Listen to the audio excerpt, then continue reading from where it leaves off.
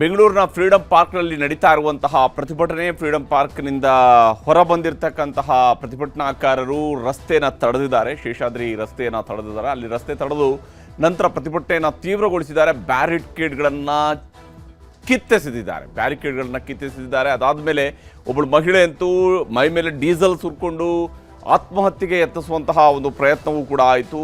ಒಂದು ಹೈಡ್ರಾಮಾ ಸೃಷ್ಟಿಯಾಯಿತು ಅಲ್ಲಿ. ನಂತರ ಇತರೆ ಪ್ರತಿಭಟನಾಕಾರರು ಆಕೆಯ ಕೈಯಿಂದ ಆ ಒಂದು ಬಾಟಲನ್ನು ಕಿತ್ಕೊಂಡ್ರು. ಇದೆಲ್ಲವೂ ಕೂಡ ನಡೀತಾ ಇದೆ. ಸದ್ಯಕ್ಕೆ ಇದು ನಡೀತಾ ಇರುವಂಥದ್ದು ಒಳ ಮೀಸಲಾತಿಯ ವಿರುದ್ಧವಾದಂತಹ ಹೋರಾಟ. ಅಲೆಮಾರಿ ಸಮುದಾಯ ಪ್ರಮುಖವಾಗಿ ಹೋರಾಟವನ್ನು ನಡೆಸ್ತಾ ಇತ್ತು. ಯಾವಾಗ ಮೀಸಲಾತಿಯನ್ನು ಘೋಷಣೆ ಮಾಡ್ತು ಸರ್ಕಾರ, ಅಲ್ಲಿಂದಲೂ ಅಲೆಮಾರಿ ಸಮುದಾಯದವರು ಹೋರಾಟವನ್ನು ನಡೆಸ್ತಾ ಇದ್ದಾರೆ. ಇವತ್ತು ಅಲೆಮಾರಿ ಸಮುದಾಯದವರ ಜೊತೆಗೆ ಯಾವ ಸಮುದಾಯದ ಜೊತೆಗೆ ಅಲೆಮಾರಿ ಸಮುದಾಯವನ್ನು ಸೇರಿಸಿ ಮೀಸಲಾತಿಯ 5% ಹಂಚಿಕೆ ಮಾಡಿದ್ರು ಅಂದರೆ ಬಂಜಾರ, ಬೋವಿ, ಕೊರಚ, ಕೊರಮ ಈ ಪ್ರಧಾನವಾಗಿರ್ತಕ್ಕಂತಹ 4 ಸಮುದಾಯಗಳ ಜೊತೆಗೆ ಅಲೆಮಾರಿ ಸಮುದಾಯಗಳನ್ನು ಕೂಡ ಸೇರಿಸಿಕೊಳ್ಳಲಾಯಿತು. ಸ್ಪೃಶ್ಯ ಜಾತಿಗಳಿಗೆ ಇರುವಂತಹ ಮೀಸಲಾತಿಯ ಜೊತೆಯಲ್ಲೇ ಈ ಅಲೆಮಾರಿ ಸಮುದಾಯದವರನ್ನು ಕೂಡ ಸೇರಿಸಲಾಯಿತು. ಸ್ಪೃಶ್ಯ ಜಾತಿಯ ಸಮುದಾಯಗಳ ಜನ ಇವತ್ತು ಈ ಹೋರಾಟದಲ್ಲಿ ಭಾಗಿಯಾಗಿದ್ರು. ಅಂದರೆ ಬಂಜಾರ, ಬೋವಿ, ಕೊರಚ, ಕೊರಮ ಈ ಸಮುದಾಯಗಳ ಜನರು ಕೂಡ ಈ ಹೋರಾಟದಲ್ಲಿ ಇವತ್ತು ಭಾಗಿಯಾಗಿದ್ರು. ಅಲೆಮಾರಿಗಳ ಹೋರಾಟಕ್ಕೆ ಅವರು ಕೂಡ ಧ್ವನಿಯಾಗಿ ಬಂದಿದ್ರು. ಆದರೆ ಇಷ್ಟು ದಿವಸ ಅಲೆಮಾರಿಗಳು ಹೋರಾಟ ನಡೆಸ್ತಿದ್ದಾಗ ಅದು ಶಾಂತಿಯುತವಾಗಿ ನಡೀತಾ ಇತ್ತು. ಆದರೆ ಇವತ್ತು ಈ ಹೋರಾಟ ಇದ್ದಕ್ಕಿದ್ದಂತೆ ತೀವ್ರ ಸ್ವರೂಪಕ್ಕೆ ತಿರುಗಿಕೊಂಡಿದೆ.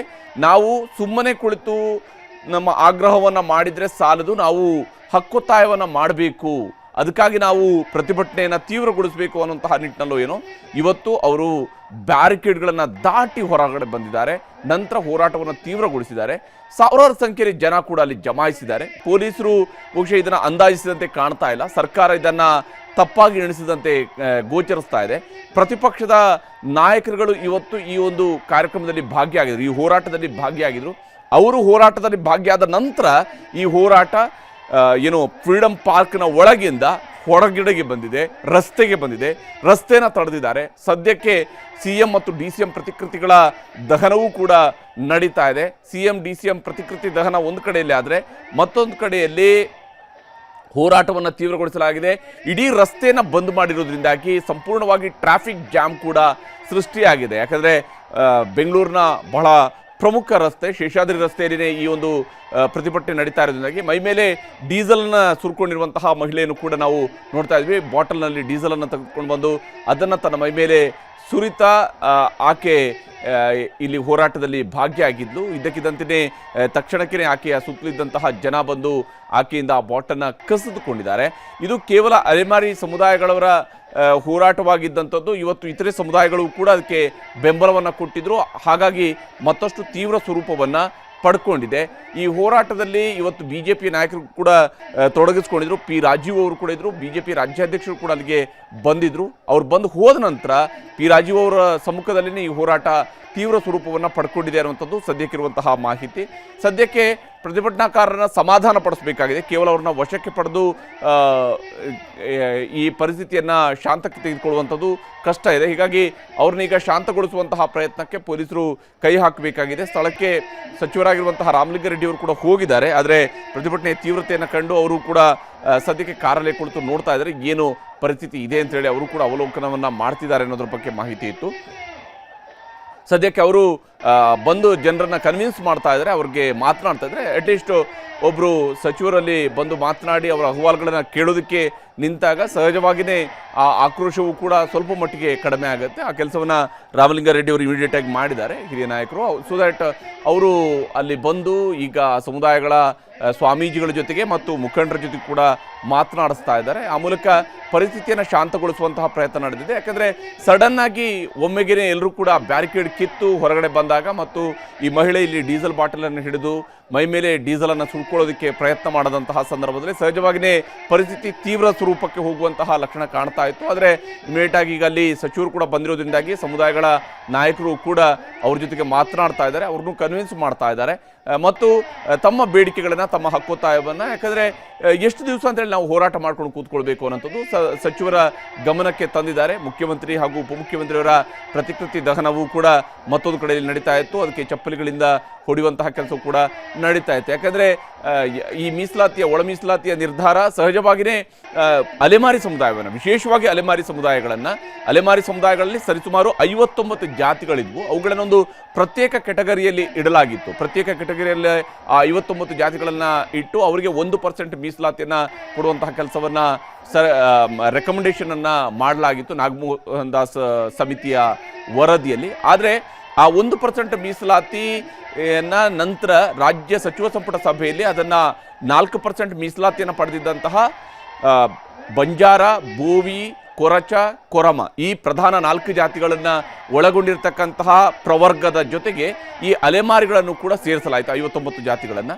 ಇದರಿಂದಾಗಿ ಅವರ ಒಟ್ಟು ಮೀಸಲಾತಿನ 5%ಗೆ ಏರಿಕೆ ಮಾಡಿದರೂ ಕೂಡ ಆ ಪ್ರಬಲ ಸಮುದಾಯಗಳವರ ಜೊತೆಗೆ ನಾವು ಕಾಂಪೀಟ್ ಮಾಡುವಂಥದ್ದು ಕಷ್ಟ ಅನ್ನುವಂಥದ್ದು ವಿಶೇಷವಾಗಿ ಈ ಸಣ್ಣ ಸಮುದಾಯಗಳ, ಈ ಅಲೆಮಾರಿ ಸಮುದಾಯಗಳವರ ಆಕ್ರೋಶಕ್ಕೆ ಕಾರಣ ಆಗಿದೆ.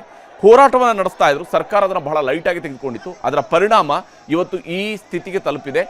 BMTC ಒಂದು ಬಸ್ಸಿನ ಮೇಲೆ ಕಲ್ಲು ತೂರಾಟ ಕೂಡ ನಡೆದಿರುವಂಥದ್ದು, ಅದರ ಫ್ರಂಟ್ ಗಾಜು ಹೊಡೆದಿರುವಂಥದ್ದು. ಯಾಕಂದರೆ ಆಗಷ್ಟೇ ಮೆಜೆಸ್ಟಿಕ್ ಕಡೆಯಿಂದ ಬರ್ತಾ ಇದ್ದಂತಹ ಬಸ್ಸಿನ ಮೇಲೆ ಈ ರೀತಿಯಾಗಿ ಕಲ್ಲು ಹೊಡೆದಿರುವಂಥ ಘಟನೆ ಕೂಡ ನಡೆದಿದೆ. ಬಹಳಷ್ಟು ಜನ ಅಲ್ಲಿ ಜಮಾಯಿಸಿದ್ದಾರೆ, ಬ್ಯಾರಿಕೇಡ್ಗಳನ್ನು ದಾಟಿ ಹೊರಬರೋದಕ್ಕೆ ಪ್ರಯತ್ನವನ್ನು ಮಾಡಿದ್ದಾರೆ. ಬೇರೆ ಬೇರೆ ಸಂಘಟನೆಗಳವರಲ್ಲಿ ಕೈ ಜೋಡಿಸಿರುವಂಥದ್ದು ಕೂಡ ಸ್ಪಷ್ಟ ಇದೆ. ಅಂದರೆ ಈ ಹೋರಾಟದಲ್ಲಿ ಆ ಹೋರಾಟದ ಒಟ್ಟು ಆಶಯಗಳನ್ನು ಅರ್ಥ ಮಾಡ್ಕೊಂಡಂಥವರು ಬಹಳಷ್ಟು ಜನ ಅಲ್ಲಿ ಸೇರಿಕೊಂಡಿದ್ದಾರೆ. ಆದರೆ ಅವ್ರ ಜೊತೆಗೆ ಬೇರೆ ಒಂದಿಷ್ಟು ಜನ ಕೂಡ ಸೇರಿಕೊಂಡಂಥ ರೀತಿಯಲ್ಲೂ ಕೂಡ ಭಾಸವಾಗ್ತಾ ಇದೆ ಈ ಇಡೀ ಹೋರಾಟದ ಸ್ವರೂಪದಲ್ಲಿ. ಸದ್ಯಕ್ಕೆ ಹೋರಾಟ ತೀವ್ರ ಸ್ವರೂಪಕ್ಕೆ ಹೋಗಿತ್ತು, ಅದನ್ನು ಸಮಾಧಾನ ಪಡಿಸುವಂತಹ ಪ್ರಯತ್ನ ನಡೀತಾ ಇದೆ. ತಿಮ್ಮೇಗೌಡರು ಸ್ಥಳದಿಂದ ಈಗ ನಮ್ಮ ಜೊತೆಗೆ ನೇರ ಸಂಪರ್ಕದಲ್ಲಿ ಜಾಯ್ನ್ ಆಗಿದ್ದಾರೆ. ತಿಮ್ಮೇಗೌಡರೆ, ಯಾವ ರೀತಿಯಾಗಿ ಈಗ ಪರಿಸ್ಥಿತಿ ಇದೆ ಫ್ರೀಡಂ ಪಾರ್ಕ್ ಸುತ್ತಮುತ್ತಲು?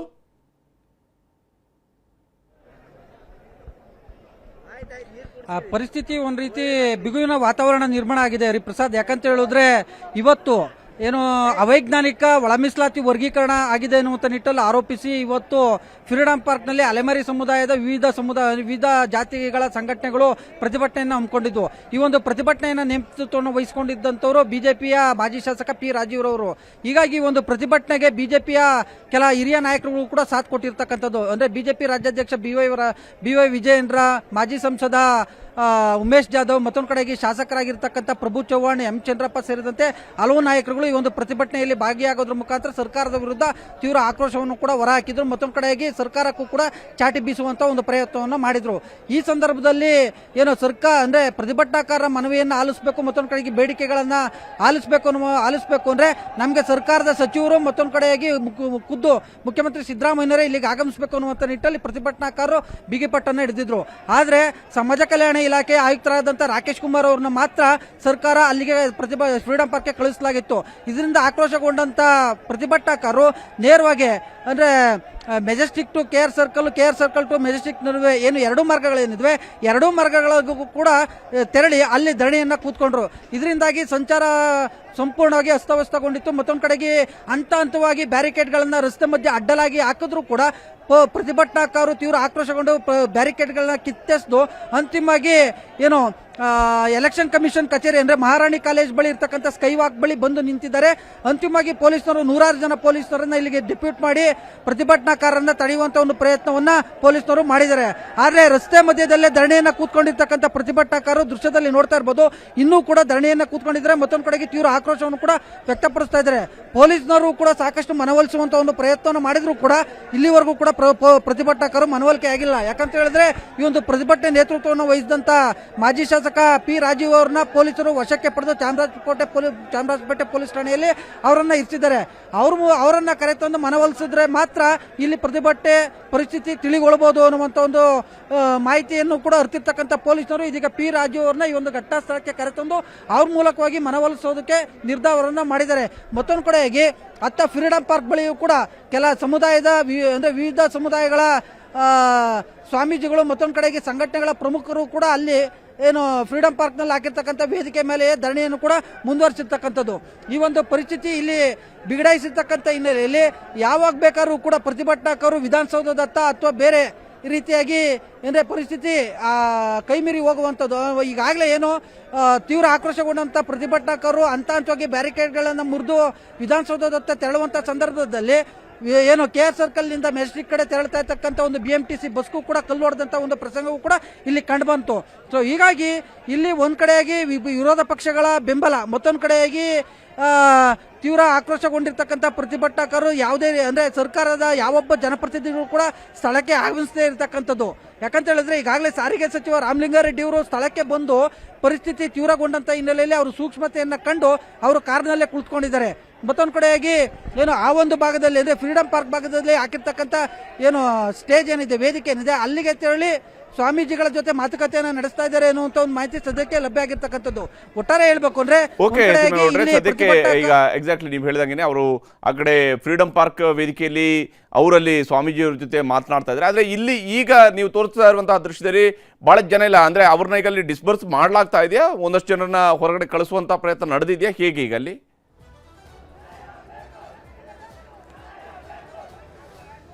ಯಾಕಂತ ಹೇಳಿದ್ರೆ ಇದು ಈವ್ನಿಂಗ್ ಸಂಜೆ ಟೈಮ್ ಆಯಿತು, ದೂರಗಳಿಂದಲೂ ಕೂಡ ಪ್ರತಿಭಟನಾಕಾರರು ಆಗಮಿಸಿದ್ದಾರೆ. ನಿಗದಿತ ಸಮಯಕ್ಕೆ ತಮ್ಮ ಊರುಗಳಿಗೆ ಮುಂಗಡವಾಗಿ ಟಿಕೆಟ್ ಅನ್ನು ಏನು ಕಾಯ್ದಿರಿಸಿದ್ದಾರೆ. ಮತ್ತೊಂದು ಕಡೆಗೆ ಅವರು ತಮ್ಮ ತಮ್ಮ ಊರುಗಳಿಗೆ ಹೋಗಬೇಕು, ಕೆಲಸ ಕಾರ್ಯಗಳಿಗೆ ತೆರಳಬೇಕು ಅನ್ನುವಂಥ ನಿಟ್ಟಲ್ಲಿ ಕೆಲವೊಂದಷ್ಟು ಪ್ರತಿಭಟನಾಕಾರರು ಈಗಾಗಲೇ ವಾಪಸ್ ಹೋಗಿರೋದನ್ನು ಕೂಡ ನಾವು ಕಂಡಿರ್ತಕ್ಕಂಥದ್ದು. ಮತ್ತೊಂದು ಕಡೆಯಾಗಿ ಇಲ್ಲಿ ಅಂದ್ರೆ ಹೇಗಾದ್ರೂ ಮಾಡಿ ಸರಿ ನಾವು ವಿಧಾನಸೌಧದತ್ತ ತೆರಳಬೇಕು, ಮತ್ತೊಂದು ಕಡೆಗೆ ಈ ಹೋರಾಟವನ್ನು ತೀವ್ರಗೊಳಿಸಬೇಕು ಅನ್ನುವಂಥ ನಿಟ್ಟಲ್ಲಿ ಕೆಲ ಕಾರ್ಯಕರ್ತರುಗಳು ಅಂದ್ರೆ ಈ ಒಂದು ಬಂಜಾರ ಸಮುದಾಯ ಮತ್ತು ವಿವಿಧ ಸಮುದಾಯಗಳ ಸಂಘಟನೆಯ ಕಾರ್ಯಕರ್ತರು ಹಠಕ್ಕೆ ಬಿದ್ದಂತೆ ಇಲ್ಲಿ ಧರಣಿಯನ್ನು ಕೂಡ ಮುಂದುವರಿಸಿರ್ತಕ್ಕಂಥದ್ದು. ಹರಿಪ್ರಸಾದ್ ದೃಶ್ಯದಲ್ಲಿ ನೋಡ್ತಾ ಇರಬಹುದು, ರಸ್ತೆ ಮಧ್ಯೆಯೇ ಕೂತ್ಕೊಂಡಿದ್ದಾರೆ ಕಾರ್ಯಕರ್ತರುಗಳು. ಮತ್ತೊಂದು ಕಡೆಯಾಗಿ ಏನು ಪೊಲೀಸರು, ಹಿರಿಯ ಪೊಲೀಸ್ ಅಧಿಕಾರಿಗಳು ಕೂಡ ಸಾಕಷ್ಟು ಮನವೊಲಿಸುವಂತ ಒಂದು ಪ್ರಯತ್ನವನ್ನು ಮಾಡಿದ್ದಾರೆ. ಆದರೂ ಕೂಡ ಇಲ್ಲಿ ಪ್ರತಿಭಟನಾಕಾರರು ಮನವೊಲಿಕೆ ಆಗ್ತಾ ಇಲ್ಲ. ಇಲ್ಲಿ ಪ್ರತಿಭಟನಾಕಾರನ ಮನವೊಲಿಸಬೇಕು ಅಂದ್ರೆ ಇಲ್ಲಿ ಈ ಪ್ರತಿಭಟನೆ ನೇತೃತ್ವವನ್ನು ವಹಿಸಿದಂತ ಮತ್ತೊಂದು ಕಡೆಗೆ ಬಂಜಾರ ಸಮುದಾಯದ ನಾಯಕರಾದಂತ P. ರಾಜು ಅವ್ರನ್ನ ಇಲ್ಲಿ ಕರೆ ತರಬೇಕು, ಅವ್ರ ಮೂಲಕವಾಗಿ ಮನವೊಲಿಸಬೇಕು. ಆಗ ಮಾತ್ರ ಪ್ರತಿಭಟನೆಯನ್ನ ಕೈ ಬಿಡಬಹುದು ಅನ್ನುವಂತ ಒಂದು ಸಾಧ್ಯತೆ, ಒಂದು ಮಾಹಿತಿ ಪೊಲೀಸ್ ಅಧಿಕಾರಿಗಳಿಗೆ ಸಿಕ್ಕಂತೆ ಕಾಣಿಸ್ತಾ ಇದೆ. ಸೊ ಹೀಗಾಗಿ ಹಿರಿಯ ಪೊಲೀಸ್ ಅಧಿಕಾರಿಗಳ ಜೊತೆ ಇಲ್ಲಿರ್ತಕ್ಕಂಥ ACP DCPಗಳು ಮಾತುಕತೆಯನ್ನ ನಡೆಸ್ತಾ ಇದ್ದಾರೆ. ಒಟ್ಟಾರೆ ಹೇಳ್ಬೇಕು ಅಂದ್ರೆ ಒಂದ್ ಕಡೆಗೆ ಹಠಕ್ಕೆ ಬಿದ್ದಂತೆ ಪ್ರತಿಭಟನಾಕಾರರು ರಸ್ತೆಯಲ್ಲಿ ಧರಣಿಯನ್ನು ಮುಂದುವರಿಸಿದರೆ ಯಾವುದೇ ರೀತಿಯಾದಂತಹ ಅಹಿತಕರ ಘಟನೆ ನಡೆಯಬಾರದು ಅನ್ನುವಂಥ ನಿಟ್ಟಲ್ಲಿ ಪೊಲೀಸರು ಕೂಡ ಏನು ಕಾರ್ಯಸನ್ನದ್ಧರಾಗಿರ್ತಕ್ಕಂಥದ್ದು. ಹೆಚ್ಚಿನ ಒಂದು ಪೊಲೀಸರನ್ನು ಕೂಡ ಇಲ್ಲಿ ಡೆಪ್ಯೂಟ್ ಮಾಡಿರ್ತಕ್ಕಂಥ ಒಂದು ಸನ್ನಿವೇಶ ಇಲ್ಲಿ ಸದ್ಯಕ್ಕೆ ಕಂಡುಬರ್ತಾ ಇರ್ತಕ್ಕಂಥದ್ದು. ಹರಿಪ್ರಸಾದ್, ಓಕೆ, ಧನ್ಯವಾದ ತಿಮ್ಮೇಗೌಡ್ರೆ ತಮ್ಮೆಲ್ಲ ಮಾಹಿತಿಗಾಗಿ. ಇದು ಸದ್ಯಕ್ಕೆ ಅಲ್ಲಿ ಜನರನ್ನ ಮನವೊಲಿಸುವಂತಹ ಪ್ರಯತ್ನವನ್ನು ಮಾಡಲಾಗ್ತಾ ಇದೆ. ಇನ್ನೊಂದಷ್ಟು ಕೆಲವರು ಮಾತ್ರ ಈಗ ಸದ್ಯಕ್ಕೆ ಏನು ಇದು ಆರಂಭದಲ್ಲಿ ನಾವು ನೋಡ್ತಾ ಇದ್ದಂಥ ದೃಶ್ಯ, ಬಹಳಷ್ಟು ಜನ ಅಲ್ಲಿ ಜಮಾಯಿಸಿದ್ರು. ಈಗ ಅದರಲ್ಲಿ ಬಹಳಷ್ಟು ಜನ ಅಲ್ಲಿಂದ ಹೊರಗಡೆ ಹೋಗಿದ್ದಾರೆ. ಆದರೆ ಇನ್ನೂ ಒಂದು ಹತ್ರ ಒಂದು 100-150 ಜನ 200 ಜನ ಆ ರಸ್ತೆ ಮಧ್ಯದಲ್ಲೇ ಕುಳಿತಿದ್ದಾರೆ. ಅವರುಗಳನ್ನು ಈಗ ಮನವೊಲಿಸಿ ಅವ್ರನ್ನ ಕರ್ಕೊಂಡು ಹೋಗುವಂತಹ ಪ್ರಯತ್ನವನ್ನ ಪೊಲೀಸರು ಮಾಡ್ತಾ ಇದ್ದಾರೆ. ಅವರನ್ನು ಆರಾಮಾಗಿ ಹೊರಗಡೆ ಕಳಿಸಬೇಕಾದಂತಹ ಪ್ರಯತ್ನವನ್ನು ಮಾಡ್ತಾ ಇದ್ದಾರೆ. ಇನ್ನೊಂದು ಕಡೆ ಇದೇ ವೇದಿಕೆಯಲ್ಲಿ ಏನು ಹೋರಾಟ ನಡೀತಾ ಇದೆ, ಫ್ರೀಡಂ ಪಾರ್ಕ್ನ ಒಳಗ ಭಾಗದಲ್ಲಿ ನಡೀತಾ ಇರುವಂತಹ ಹೋರಾಟ ಏನಿದೆ, ಅಲ್ಲಿಗೆ ರಾಮಲಿಂಗಾರೆಡ್ಡಿ ಅವರು ಹೋಗಿ ಅವರ ಅಹವಾಲುಗಳನ್ನು ಅವರು ಕೇಳ್ತಾ ಇದ್ದಾರೆ. ಜನ ಅವರ ಅಭಿಪ್ರಾಯಗಳೇನಿದ್ದಾವೆ, ಅದರ ಸಮುದಾಯಗಳ ಸ್ವಾಮೀಜಿಗಳು ಇರ್ಬೋದು, ಹಾಗೆ ಮುಖಂಡರಿರ್ಬೋದು, ಅವರಿಂದ ಮಾಹಿತಿಯನ್ನು ಪಡ್ಕೊಳ್ಳುವಂತಹ ಪ್ರಯತ್ನವನ್ನು ರಾಮಲಿಂಗಾರೆಡ್ಡಿ ಅವರು ಮಾಡ್ತಿದ್ದಾರೆ. ಇಲ್ಲಿ ಈಗಾಗಲೇ ಫ್ರೀಡಂ ಪಾರ್ಕ್ ಬಳಿಯಲ್ಲಿ ಒಂದು ಹೋರಾಟ ತೀವ್ರ ಸ್ವರೂಪವನ್ನು ಪಡ್ಕೊಂಡಿರುವಂಥದ್ದು. ನಮ್ಮ ಜೊತೆಗೆ ಜಲಜಾ ನಾಯಕ್ ಅವರು ಸಂಪರ್ಕದಲ್ಲಿದ್ದಾರೆ. ಜಲಜಾ ನಾಯಕ್ ಅವರೇ, ಇಲ್ಲಿ ನಡೀತಾ ಇರುವಂಥ ಹೋರಾಟ ಒಂದು ಅಲೆಮಾರಿ ಸಮುದಾಯದವರ ಹೋರಾಟದ ಜೊತೆಗೆ ಇವತ್ತು ಬಂಜಾರ ಸಮುದಾಯದವರು ಕೂಡ ಹೋರಾಟದಲ್ಲಿ ತೊಡಗಿಸ್ಕೊಂಡಿದ್ದಾರೆ ಅಂತ ಹೇಳ್ಕೊಂಡು, ಆ್ಯಕ್ಚುಲಿ ಬಂಜಾರ ಸಮುದಾಯದ ಡಿಮ್ಯಾಂಡ್ ಏನಿರುವಂಥದ್ದು ಮತ್ತು ವಿಶೇಷವಾಗಿ ಅಲೆಮಾರಿ ಸಮುದಾಯಗಳನ್ನು ಈಗ ಬಂಜಾರ ಸಮುದಾಯದ ಜೊತೆಗೂ ಕೂಡ ಸೇರಿಸುವುದರಿಂದಾಗಿ 4% ಇದ್ದಂಥ ಮೀಸಲಾತಿನ 5% ಮಾಡಿದ್ದಾರೆ. ಆದರೆ ಅಲೆಮಾರಿ ಸಮುದಾಯದವರು ನಮಗೆ 1% ಪ್ರತ್ಯೇಕವಾಗಿ ನಮ್ಮ 59 ಜಾತಿಗಳಿಗೆ ಮೀಸಲಾತಿ ಬೇಕು ಅಂತ ಕೇಳ್ತಾ ಇದ್ದಾರೆ. ಈಗ ಎಕ್ಸಾಕ್ಟ್ಲಿ ಡಿಮ್ಯಾಂಡ್ ಏನು, ಯಾವ ಸ್ವರೂಪದಲ್ಲಿ ಈಗ ಈ ರೀತಿಯಾದಂಥ ಹೋರಾಟದಿಂದ ಉದ್ದೇಶಿತವಾಗಿರ್ತಕ್ಕಂತಹ ಮೀಸಲಾತಿಯನ್ನು ಪಡ್ಕೊಳ್ಳೋದಕ್ಕೆ ಸಾಧ್ಯ ಆಗತ್ತಾ? ಒಂದೇನಾಗತ್ತಂದ್ರೆ ಕೇಳ್ತಕ್ಕಂಥದ್ದು ಬೇಡ್ತಕ್ಕಂಥದ್ದು ತಮ್ಮ ಹಕ್ಕನ್ನು ಕೇಳೋದು ಯಾವುದು ತಪ್ಪಲ್ಲ. ತಮಗಾಗಿರ್ತಕ್ಕಂಥದ್ದು ಇವತ್ತು ಸರ್ಕಾರ ನಮ್ದು ಕುಟುಂಬ, ತಂದೆ ತಾಯಿ ಸ್ಥಾನದಲ್ಲಿ ಸರ್ಕಾರ ಇದ್ದಾಗ ನಮಗೇನ್ ಬೇಕು ಅನ್ನೋದನ್ನ ಕೇಳ್ತಕ್ಕಂಥದ್ದು ತಪ್ಪಲ್ಲ. ಬಟ್ ಇವತ್ತು ನಡೀತಾ ಇರ್ತಕ್ಕಂಥದ್ದು ನನಗೂ ಗೊತ್ತಾಯ್ತು. ನಾನು ದಾವಣಗೆರೆ ಮತ್ತೆ ಚಿತ್ರದುರ್ಗ ಕಾರ್ಯಕ್ರಮಗಳಿದ್ದಿದ್ರಿಂದ ನಾನು ಹೊರಗಡೆ ಇದ್ದಿದ್ರಿಂದ ವಿಚಾರ ಬಂತು. ಬಟ್ ಏನಂತಂದ್ರೆ ಶಾಂತ ರೀತಿಯಲ್ಲಿ ಆಗ್ಬೇಕು ಯಾವುದನ್ನು ಕೂಡ. ಯಾಕೆಂದ್ರೆ ಯಾವುದೇ ಆಗ್ಲಿ ನಾವು ಕೂಡ ಈಗ ಮೀಸಲಾತಿ ವಿಚಾರಗಳು ಬಂದಾಗ ನಮ್ಮ ಮಾನ್ಯ ಮುಖ್ಯಮಂತ್ರಿಗಳಲ್ಲಿ ಉಪಮುಖ್ಯಮಂತ್ರಿಗಳಲ್ಲಿ ನಾವೆಲ್ಲರೂ ಕೂಡ ಹೋದ್ವಿ. ಅಲ್ಲಿ ಯಾವ ಭೇದಗಳೇ ಇರ್ಲಿಲ್ಲ. ಏನಂದ್ರೆ ಹಾಲಿ ಮಾಜಿ ಶಾಸಕರು ಎಲ್ಲಾ ಪಕ್ಷದವರು ಕೂಡ ಎಲ್ರೂ ಕೂಡ ಸೇರಿ ಹೋಗಿ ನಾವು ಎಲ್ಲಾ ಜನಾಂಗದವರು ಇವತ್ತು ಹೋರಾಟ ಮಾಡ್ತಾ ಇದ್ದಾರೆ. ಆ ಹೋರಾಟ ಮಾಡ್ತಿರ್ತಕ್ಕಂಥ ನಮ್ಮ ನಾಯಕರುಗಳು ಎಲ್ರೂ ಕೂಡ ನಾವು ಒಟ್ಟಾಗಿ ಹೋಗಿ ಎಲ್ರೂ ಬೇಡಿದ್ದು ಎಲ್ರೂ ಉದ್ದೇಶ ಇಷ್ಟೇ, ಎಲ್ರೂ ಚೆನ್ನಾಗಿರ್ಬೇಕು. ನಮಗೇನು ಬೇಕು ಬೇಡಗಳು ಅಂತಕ್ಕಂಥದ್ದು ಇವತ್ತು ನನ್ನಣ್ಣ ತಮ್ಮಂದಿರು ಅಕ್ಕ ತಂಗಿಯರು ಎಲ್ರು ಏನ್ ಬೇಡ್ತಾರೆ ಆ ಮನೋಭಾವನೆಯಲ್ಲಿ ನಾವು ಕೂಡ ಜೊತೆಯಲ್ಲಿರ್ತೀವಿ. ನಾವೇನ್ ಜೊತೆ ಇಲ್ಲ ಅಂತ ಅಲ್ಲ, ನಿಮ್ಮ ಭಾವನೆಯಲ್ಲಿ ನಿಮ್ಮ ನೋವಲ್ಲಿ ನಿಮ್ಮ ಅನಿಸಿಕೆಗಳಲ್ಲಿ ಪ್ರತಿಯೊಂದು ಜೊತೆಯಲ್ಲಿ ನಾವು ಜೊತೆಯಾಗಿರ್ತೀವಿ. ಇವತ್ತು ಸಭೆಯಲ್ಲಿ ನಡೀತಾ ಇರ್ತಕ್ಕಂಥದ್ದು ಮಾತಾಡ್ತಕ್ಕಂಥದ್ದು ಏನೇ ಇದ್ರು ಕೂಡ ಮಾತ್ರ ಹೆಚ್ಚು ಶಾಂತಿಯಿಂದ ತಾವು ಕೇಳ್ಕೊಳ್ಳಿ, ಎಲ್ರು ಪ್ರೀತಿಯಿಂದ ಕೇಳ್ಕೊಳ್ಳಿ. ಬಹಳ ಕಷ್ಟಪಟ್ಟು ಬಂದಿದ್ದಾರೆ ಇವತ್ತು. ಆದ್ರೆ ಜಲಜನಾಯಕರು ಈಗ ಅಲೆಮಾರಿ ಸಮುದಾಯದವರು ಈಗಾಗಲೇ ಯಾವಾಗ ಸರ್ಕಾರ ಈ ಒಂದು ಮೀಸಲಾತಿಯನ್ನು ಒಳ ಮೀಸಲಾತಿಯನ್ನು ಘೋಷಣೆ ಮಾಡ್ತೋ ಅಲ್ಲಿಂದಲೂ ಕೂಡ ಅಲೆಮಾರಿ ಸಮುದಾಯದವರು ಪ್ರತ್ಯೇಕವಾದ ಹೋರಾಟವನ್ನು ನಡೆಸ್ತಾ ಇದ್ದಾರೆ. ಅವರ ಹೋರಾಟಕ್ಕೆ ಇಮಿಡಿಯೇಟ್ ಆಗಿ ಸರ್ಕಾರ ಹೇಳಿದೆ, ಒಂದು ಶಾಶ್ವತ ಆಯೋಗವನ್ನು ಮಾಡ್ತೀವಿ, ಅದರ ಮೂಲಕವಾಗಿ ಸಾಧಕ ಬಾಧಕಗಳ ಬಗ್ಗೆ ಚರ್ಚೆ ಮಾಡ್ತೀವಿ, ಮುಂದಿನ ಕ್ರಮಗಳ ಬಗ್ಗೆ ಹೇಳಿದೆ. ಇವೆಲ್ಲವನ್ನು ಕೂಡ ಮುಖ್ಯಮಂತ್ರಿಯವರು ಸ್ಪಷ್ಟವಾಗಿ ಸದನದೊಳಗಡೆ ಹೇಳಿದ್ದಾರೆ. ಅದು ಬೇರೆ ಮಾತು. ಆದರೆ ಅಲೆಮಾರಿ ಸಮುದಾಯದವರ ಈ ಹೋರಾಟವನ್ನು ಸರ್ಕಾರವು ಕೂಡ ಒಂದು ಕಡೆ ಲೈಟಾಗಿ ತೆಗೆದುಕೊಂಡಿದೆ ಅಂತ ಅವ್ರು ಪ್ರತಿಭಟನೆಯನ್ನು ಮಾಡ್ತಾ ಇದ್ದಾರೆ. ಅವ್ರನ್ನ ಹೋಗಿ ಮನವೊಲಿಸಿ ಸರಿಪಡಿಸುವಂತಹ ಕೆಲಸವನ್ನು ಅಥವಾ ಅವ್ರಿಗೆ ಅವರ ಬೇಡಿಕೆಗೆ ಸ್ಪಂದಿಸುವಂಥ, ಯಾಕಂದರೆ ಅವರು ಕೇಳ್ತಾ ಇರುವಂಥ ಆ 1% ನೀವು ಬಂಜಾರ ಮತ್ತು ಬೋವಿ ಈ ಸಮುದಾಯಗಳವ್ರ ಜೊತೆಗೆ ಸೇರಿಸಿದಾಗ ನಮಗೆ ಅನ್ಯಾಯ ಆಗುತ್ತೆ ಅಂತೇಳಿ ಅಲೆಮಾರಿ ಸಮುದಾಯದವ್ರದ್ದು ಒಂದು ಕೂಗು ಇತ್ತು.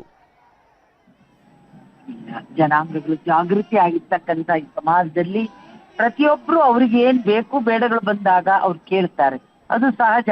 ಆದ್ರೆ ಸರ್ಕಾರ ಯಾವ್ದನ್ನು ಕೂಡ ಅದನ್ನ ಹೆಚ್ಚು ಮನಸ್ಸಿಗೆ ತಗೊಳ್ತಿಲ್ವೇನೋ ಅಂತಕ್ಕಂಥ ಭಾವ ಯಾಕೆ ಬೇಡ ಅಂತ ಅಂದ್ರೆ ಪ್ರತಿಯೊಬ್ಬರ ಅನ್ನವನ್ನ ನೋಡ್ತಾ ಇರ್ತಕ್ಕಂಥ ಸರ್ಕಾರ. ಯಾಕಂದ್ರೆ ನೀವು ಕಾಂಗ್ರೆಸ್ ಪಕ್ಷದವರು ಏನಾರು ಮಾತಾಡಿದ್ರೆ ಬರೀ ಓಲೈಸೋ ಮಾತಾಡ್ತೀರಿ ಅಂತ ಹೇಳ್ಬಿಟ್ಟು ತಮ್ಮ ಭಾವನೆ ಆಗೋದ್ ಬೇಡ.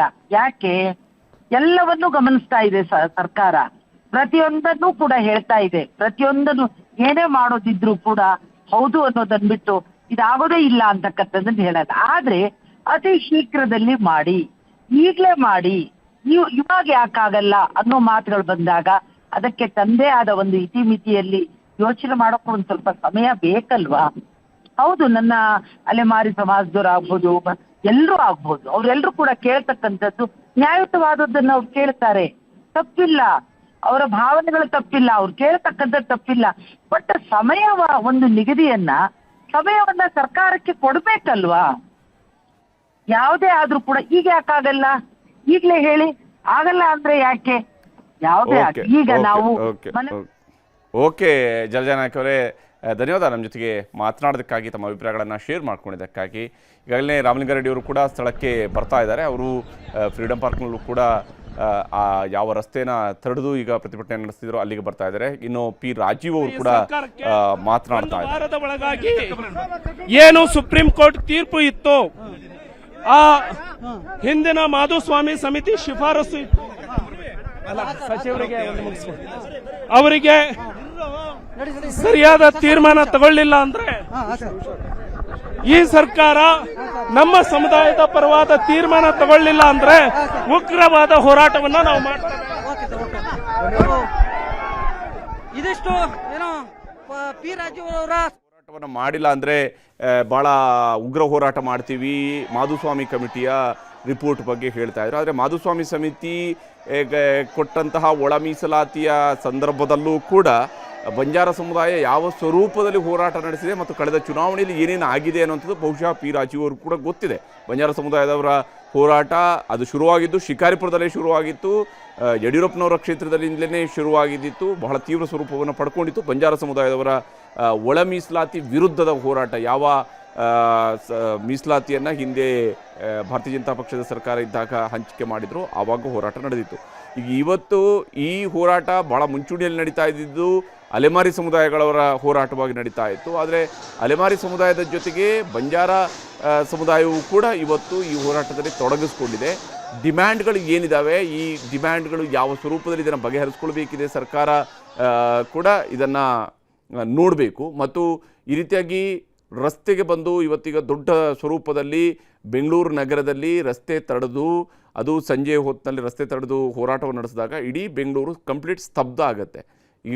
ಇದನ್ನು ಕೂಡ ಹೋರಾಟಗಾರರು ಕೂಡ ಎಚ್ಚರಿಕೆಯನ್ನು ತೆಗೆದುಕೊಳ್ಬೇಕಾಗುತ್ತೆ. ಯಾಕಂದರೆ ನಿಮ್ಮ ನ್ಯಾಯಯುತ ಹೋರಾಟದಲ್ಲಿ ಉಳಿದವರು ಕೂಡ ಬೆಂಬಲಕ್ಕೆ ನಿಲ್ಲಬೇಕು ಅಂತೇಳಿ ಆದರೆ ನಿಮ್ಮ ಹೋರಾಟವು ಕೂಡ ನ್ಯಾಯಯುತವಾಗಿಯೇ ಇರಬೇಕಾಗತ್ತೆ ಅಂತೇಳಿ. ಇನ್ನು ರಾಮಲಿಂಗಾರೆಡ್ಡಿ ಅವರು ಈಗಾಗಲೇ ಅಲ್ಲಿಗೆ ಸ್ಥಳಕ್ಕೆ ಬಂದು ಇವ್ರನ್ನ ಕನ್ವಿನ್ಸ್ ಮಾಡುವಂತಹ ಪ್ರಯತ್ನವನ್ನು ಮಾಡಿದ್ದಾರೆ. ಅದಾದ ನಂತರ ಮಾಧ್ಯಮದವ್ರ ಜೊತೆ ಕೂಡ ಮಾತನಾಡೋದಕ್ಕೆ ಬೇಕಾಗಿ, ಯಾಕಂದರೆ ಎಲ್ರಿಗೂ ಕೂಡ ಒಂದು ಮಾಹಿತಿಯನ್ನು ನೀಡುವಂತಹ ಪ್ರಯತ್ನವನ್ನು ಅವರು ಕೂಡ ಮಾಡ್ತಾ ಇದ್ದಾರೆ.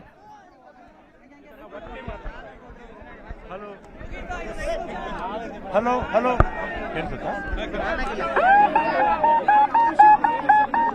Hello hello hello check check check check check ಹೋಗಿದೆ 4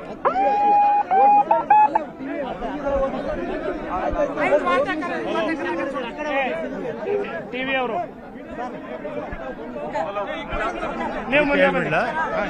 ಇದೀಗ ನಮ್ಮ ಜೊತೆ ಮಾತನಾಡಕ್ಕೆ ಸಾರಿಗೆ ಸಚಿವ ರಾಮಲಿಂಗಾರೆಡ್ಡಿ ಅವರು ಇದ್ದಾರೆ. ಮಾತಾಡ್ತೀನಿ. ಇವತ್ತು ಯಾವ ರೀತಿಯಾಗಿ ಪ್ರತಿಭಟನೆ ಮನವೊಲಿಸಿದ್ರು? ಹಲೋ ಹಲೋ ಕೇಳ್ತಿದ್ದಲ್ಲ ಎಲ್ಲ. ಇವತ್ತು ಬಂಜಾರ, ಬೋವಿ, ಕೊರಚ, ಕೊರಮ ಮೀಸಲಾತಿಯ ಒಕ್ಕೂಟದ ರಾಜ್ಯದ, ನೀವು ಎಳೆದಿಟ್ಕೊಳ್ಳಿ, ನೀವು ದೂರ ಇಟ್ಕೊಳ್ಳಿ. ಹಲೋ, ರಾಜ್ಯದ ವಿವಿಧ ಜಿಲ್ಲೆಗಳಿಂದ ಇವತ್ತು ಸಹಸ್ರಾರು ಸಂಖ್ಯೆಯಲ್ಲಿ ತಾವೆಲ್ಲ ಕೂಡ ಬಂದಿದ್ದೀರಾ. ಸ್ವಾಮೀಜಿಗಳು ಕೂಡ ಇಲ್ಲಿ ಉಪಸ್ಥಿತರಿದ್ದಾರೆ. ಮಾಜಿ ಶಾಸಕರಾದ ರಾಜೀವ್ ಅವರು, ಚಂದ್ರು ಅವರು, ಇನ್ನೂ ಅನೇಕ ಮುಖಂಡರು ಈ ಪ್ರತಿಭಟನೆಯಲ್ಲಿ ಭಾಗವಹಿಸಿದ್ರು. ಇಲ್ಲಿ ಬಹಳ ಮುಖ್ಯವಾಗಿ ಹಿಂದೆ ಬಂಜಾರ, ಬೋವಿ, ಕೊರಚ, ಕೊರಮ ಈ ಸಮುದಾಯಗಳಿಗೆ 4% ಹಿಂದೆ ರಿಸರ್ವೇಷನ್ ಇತ್ತು. ಈಗ ಅದರ ಜೊತೆಗೆ ಇನ್ನೂ 69 ಜಾತಿಗಳನ್ನು ಸೇರಿಸಿ 5% ಮಾಡಿದ್ದಾರೆ. ಅದಕ್ಕೆ ಪ್ರತ್ಯೇಕ ಅದಕ್ಕೆ ಎರಡೂ ಸೇರಿದ್ರೆ 5.5 ಆಗ್ತಿತ್ತು. ಅದರಿಂದ ಹಿಂದೆ 4.5 ಮಾಡಿದಾಗಲೇ ವಿರೋಧ ಇತ್ತು, ಕಡಿಮೆ ಆಯಿತು ಅಂತ ಅಲ್ವಾ. ಈಗ ಮುಖ್ಯಮಂತ್ರಿಗಳ ಸಭೆ ಇತ್ತು ನನಗೆ 4 ಗಂಟೆಗೆ ಜೊತೆಯಲ್ಲಿ, ಆದರೆ ನನಗೆ ಇಲ್ಲಿಗೆ ಕಳಿಸಿದ್ದಾರೆ. ನೇರವಾಗಿ ಮುಖ್ಯಮಂತ್ರಿಗಳಿಗೆ ನಿಮ್ಮ ಏನು ಬೇಡಿಕೆ ಇದೆ ಅದನ್ನು ಅವರ ಗಮನಕ್ಕೆ ತರ್ತೀನಿ. ಮತ್ತು ನಾಳೆ ಮಹದೇವಪ್ಪ ಅವರು ಕ್ಯಾಬಿನೆಟ್ ಬರ್ತಾರೆ, ಅವ್ರಿಗೂ ಕೂಡ ಅವ್ರ ಗಮನಕ್ಕೂ ಕೂಡ ತರ್ತೀನಿ. ಅಷ್ಟೇ ತಾನೆ?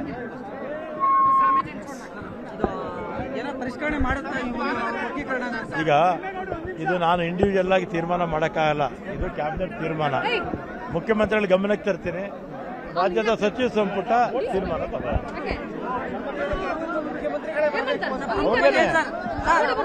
ಅವ್ರಿಗೇನೆ ಕೊಡೋದಿಲ್ಲ. ಬಂಜಾರ, ಬೋವಿ ಮತ್ತೆ ಕೊರಚ, ಕೊರಮ ಈ ಸಮುದಾಯಗಳಿಗೆ ಹಿಂದೆ 4% ಇತ್ತು. ಈಗ ಇನ್ನೂ 69 ಜಾತಿಗಳನ್ನು ಸೇರಿಸಿ 5 ಮಾಡಿದ್ದಾರೆ. ಅದರಿಂದ ಆ 69 ಜಾತಿಗಳಿಗೆ ಹೊಸದಾಗಿ 1% ಮಾಡಲಿ. ನಮಗೆ 4.5 ಏನಿದೆ 4.5 ಹಾಗೆ ಇರಲಿ ಅಂತ ಅವ್ರು ಹೇಳ್ತಿರೋದು. ಅವ್ರ ಡಿಮ್ಯಾಂಡ್ ಏನಿದೆ ಇದನ್ನು ಮುಖ್ಯಮಂತ್ರಿಗಳು ತಲುಪಿಸ್ತೀನಿ, ಮಹದೇವಪ್ಪ ಅವ್ರಿಗೂ ತಲುಪಿಸ್ತೀನಿ. ಬರೋಣ. ಓಕೆ ರಾಜೀವ್. ಹೀಗೆ ಈ ಪ್ರತಿಭಟನೆಯನ್ನು ಕಂಟ್ರೋಲ್ ಮಾಡುವಂತಹ ದೃಷ್ಟಿಯಿಂದ ಈಗಾಗಲೇ ಒಂದು ಆಶ್ವಾಸನೆಯನ್ನು ಕೊಟ್ಟಿದ್ದಾರೆ. ನಿಮ್ಮ ಬೇಡಿಕೆಗಳನ್ನು ಮುಖ್ಯಮಂತ್ರಿಯವರ ಗಮನಕ್ಕೆ ತರ್ತೀನಿ ಅನ್ನುವಂಥದ್ದನ್ನು ಹೇಳಿದ್ದಾರೆ. ರಾಜೀವ್ ಅವರು ಕೂಡ ಈಗಾಗಲೇ ಮಾತನಾಡ್ತಾ ಇದ್ದಾರೆ. ಬಂದು ನಮ್ಮ ಮನವಿಯನ್ನ ಸ್ವೀಕಾರ ಮಾಡಬೇಕು ಅನ್ನುವಂಥದ್ದು ನಮ್ಮ ಬೇಡಿಕೆ ಇತ್ತು. ಡೆಪ್ಯೂಟಿ ಸೆಕ್ರೆಟರಿಯನ್ನ ಕಳಿಸ್ತೀನಿ ಅಂದ್ರು. ಆ ನಂತರ ಕಮಿಷನರ್ ಅವರು ಬಂದ್ರು. ನಾವು ಕಮಿಷನರ್ ಅವರಿಗೆ, ಡೆಪ್ಯೂಟಿ ಸೆಕ್ರೆಟರಿ ಅವರಿಗೆ ಮನವಿ ಕೊಡಲಿಲ್ಲ. ಯಾವಾಗ ಈ ಹೋರಾಟ ಉಗ್ರ ರೂಪಕ್ಕೆ ಹೋಯಿತು ಅವಾಗ ಮಾನ್ಯ ಸಚಿವರು ಬಂದಿದ್ದಾರೆ ಸರ್ಕಾರದ ಪರವಾಗಿ. ಸಚಿವರಿಗೆ ಮನವಿಯನ್ನ ಸಲ್ಲಿಸಿದ್ದೇವೆ. ನಾವು 1 ವಾರದ ಗಡುವು ಈ ಸರ್ಕಾರಕ್ಕೆ ಕೊಡ್ತಾ ಇದ್ದೇವೆ. ಇದೇನು ಈ ಸರ್ಕಾರದ ಅವೈಜ್ಞಾನಿಕ, ಅಸಂವಿಧಾನಿಕ ತೀರ್ಮಾನ ಆಗಿದೆ. ಇದೇ ಸರ್ಕಾರ ರಚನೆ ಮಾಡಿದ ನಾಗಮೋಹನ್ ದಾಸ್ ವರದಿಯ ಶಿಫಾರಸುಗಳನ್ನ ಪರಿಶೀಲನೆ ಮಾಡಿಲ್ಲ. ಹಿಂದೆ ಶಿಫಾರಸು ಮಾಡಿದ್ದ ಮಾಧುಸ್ವಾಮಿ ಅವರ ಸಂಪುಟ ಉಪಸಮಿತಿಯ ತೀರ್ಮಾನಗಳನ್ನು ಕೂಡ ಪರಿಶೀಲನೆ ಮಾಡಿಲ್ಲ.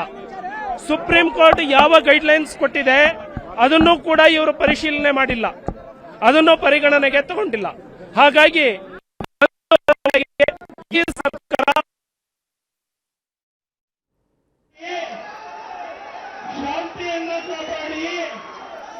ಹೀಗೆ ಇಲ್ಲಿ ಹೋರಾಟವನ್ನು ನಡೆಸ್ತಾ ಇರುವಂಥವರು ಈ ಹಿಂದಿನ ವರದಿಗಳನ್ನು ಸರ್ಕಾರ ಪರಿಶೀಲನೆಯನ್ನು ಮಾಡಿಲ್ಲ ಮತ್ತು ವಿಶೇಷವಾಗಿ ತಾವೇ ರಚನೆ ಮಾಡಿದಂಥ ನಾಗಮೋಹನ್ ದಾಸ್ ಸಮಿತಿಯ ವರದಿಯನ್ನು ಕೂಡ ಪರಿಶೀಲನೆ ಮಾಡಿಲ್ಲ ಅನ್ನುವಂತಹ ಆಕ್ರೋಶವನ್ನು ವ್ಯಕ್ತಪಡಿಸಿದ್ದಾರೆ. ಇಲ್ಲಿ ಸರ್ಕಾರ 17% ಮೀಸಲಾತಿಯನ್ನು 6-6-5 ಅನ್ನುವಂತಹ ರೀತಿಯಲ್ಲಿ ಹಂಚಿಕೆ ಮಾಡಿತು ಮತ್ತು 3 ಪ್ರವರ್ಗಗಳ ಮೂಲಕವಾಗಿ ಹಂಚಿಕೆ ಮಾಡಿ ಎಡಗೈ ಮತ್ತು ಬಲಗೈ ಈ ಎರಡೂ ಸಮುದಾಯಗಳವರನ್ನ ಮನವೊಲಿಸುವುದು. ಯಾಕಂದರೆ ಇವೆರಡು ಪ್ರಬಲ ಸಮುದಾಯಗಳು, ಜನಸಂಖ್ಯೆಯ ದೃಷ್ಟಿಯಿಂದಲೂ ಕೂಡ ಅತಿ ದೊಡ್ಡ ಸಮುದಾಯಗಳಾಗಿದ್ದಂತಹ ಈ ಎರಡು ಸಮುದಾಯಗಳ ಮನವೊಲಿಕೆಯನ್ನು ಮಾಡಿತು. ಆದರೆ ಬಂಜಾರ, ಕೊರಮ, ಕೊರಚ, ಬೋವಿ ಈ ಸಮುದಾಯಗಳಿಗೆ 4% ಮೀಸಲಾತಿಯನ್ನು ನಾಗಮೋಹನ್ ದಾಸ್ ಸಮಿತಿಯನ್ನು ರೆಕಮೆಂಡ್ ಮಾಡಿತ್ತು. ಆ 4% ಮೀಸಲಾತಿಯನ್ನು 5%ಗೆ ಏರಿಕೆ ಮಾಡಿದರು. 5% ಏರಿಕೆಯ ಜೊತೆಗೇ ಅಲೆಮಾರಿ ಸಮುದಾಯಗಳನ್ನು ಈ 5% ಜೊತೆಗೆ ಸೇರಿಸಲಾಗಿತ್ತು. ಈಗ ಸರ್ಕಾರಕ್ಕೆ 1 ವಾರದ ಗಡುವನ್ನು ಪಿ ರಾಜೀವ್ ಅವರು ನೀಡಿದ್ದಾರೆ. ಒಳ ಮೀಸಲಾತಿ ಪರಿಶೀಲನೆಗೆ ಡೆಡ್ಲೈನನ್ನು ಕೊಟ್ಟಿದ್ದಾರೆ. 1 ವಾರದಲ್ಲಿ ನೀವು ಕ್ರಮವನ್ನು ಕೈಗೊಳ್ಳಬೇಕು ಅಂತ ಹೇಳಿದ್ದಾರೆ. ನಾಗಮೋಹನ್ ದಾಸ್ ಶಿಫಾರಸನ್ನು ಕೂಡ ಪರಿಗಣಿಸಬೇಕು ಅಂತ ಹೇಳಿದ್ದಾರೆ. ಯಾಕಂದರೆ ಈಗಾಗಲೇ ನಾಗಮೋಹನ್ ದಾಸ್ ಸಮಿತಿ ಪ್ರವರ್ಗ A, B, C, D, E ಅನ್ನುವಂತಹ 5 ಪ್ರವರ್ಗಗಳನ್ನು ಮಾಡಿತು. ಅದರಲ್ಲಿ ಆದಿ ದ್ರಾವಿಡ, ಆದಿ ಆಂಧ್ರ, ಆದಿ ಕರ್ನಾಟಕ ಅಂತ ಹೇಳುವಂಥ ಒಂದು ಪ್ರತ್ಯೇಕ ವರ್ಗೀಕರಣ ಕೂಡ ಆಯಿತು. ಆದರೆ ಆದಿ ದ್ರಾವಿಡ, ಆದಿ ಆಂಧ್ರ, ಆದಿ ಕರ್ನಾಟಕವನ್ನು ಸರ್ಕಾರ ಏನು ಬಲಗೈ ಸಮುದಾಯದವ್ರ ಜೊತೆ ಸೇರಿಸಿ 5% ರೆಕಮೆಂಡ್ ಮಾಡಿದಂತಹ ಬಲಗೈ ಸಮುದಾಯದ ಮೀಸಲಾತಿಯನ್ನು 6%ಗೆ ಹೆಚ್ಚಳ ಮಾಡಿತು. ಎಡಗೈ ಸಮುದಾಯಕ್ಕೂ ಕೂಡ 6% ಮೀಸಲಾತಿಯನ್ನು ಮಾದಿಗ ಜಾತಿ ಸೇರಿದಂತೆ ಇತರೆ ಜಾತಿಗಳನ್ನು ಒಳಗೊಂಡಿರ್ತಕ್ಕಂತಹ ಎಡಗೈ ಸಮುದಾಯಕ್ಕೆ 6% ಮೀಸಲಾತಿಯನ್ನು ಅವರ ಜನಸಂಖ್ಯೆಗೆ ಅನುಗುಣವಾಗಿ ರೆಕಮೆಂಡ್ ಮಾಡಿತು. ಅದು ನಾಗಮೋಹನ್ ದಾಸ್ ಕಮಿಟಿಯ ರೆಕಮೆಂಡ್ನ ಪ್ರಕಾರವಾಗಿ ಎಕ್ಸಾಕ್ಟ್ ಆಗಿರುವಂತಹ ರೆಕಮೆಂಡೇಷನ್ನ ಪ್ರಕಾರವಾಗಿ ಆಗಿರ್ತಕ್ಕಂಥ ಏಕೈಕ ಹಂಚಿಕೆ ಅದಾಗಿತ್ತು.